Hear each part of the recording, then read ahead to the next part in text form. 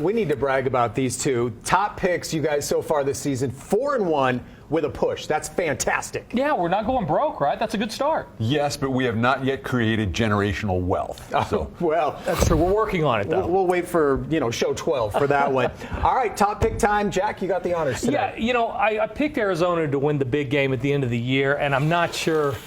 I have kind of a love-hate relationship with them, so we're going to go back to the well this time because I do think they're in a good spot this week. They play Carolina, and Carolina has some interesting stats under Coach Matt Rule. When they give up 16 points or less, they are 10-0 against the spread. Oh. But when they give up more than 16 points, they're 1-24 against the spread under head coach Rule. So I think this is a good spot. Arizona is going to score more than 16 points, and when they do, I think this is a really good spot for them to cover the number and probably win the game. They're going to need to at this point. Arizona also 9-2 against the spread, their last 11 on the road. So they travel really well, seem to cover some numbers, outperform the market. So I'll take Arizona against Carolina. We're trying to take advantage of the parity in the league. All right, most of the teams are pretty evenly matched.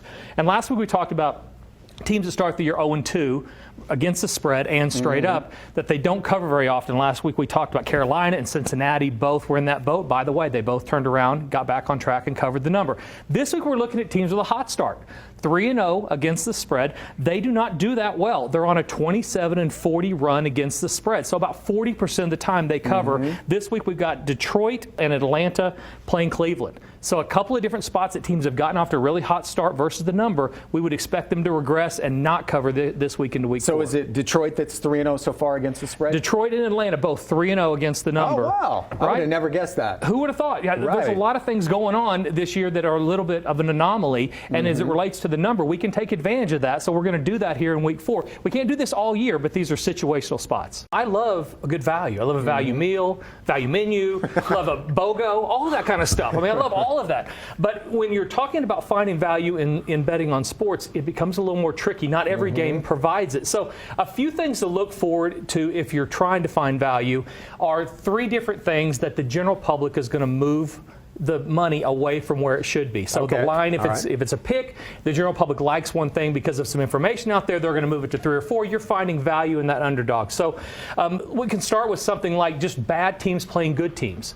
The money you make playing a bad team spends exactly the same as the money you make betting on a good team. So be okay playing a bad team. Secondly, weather.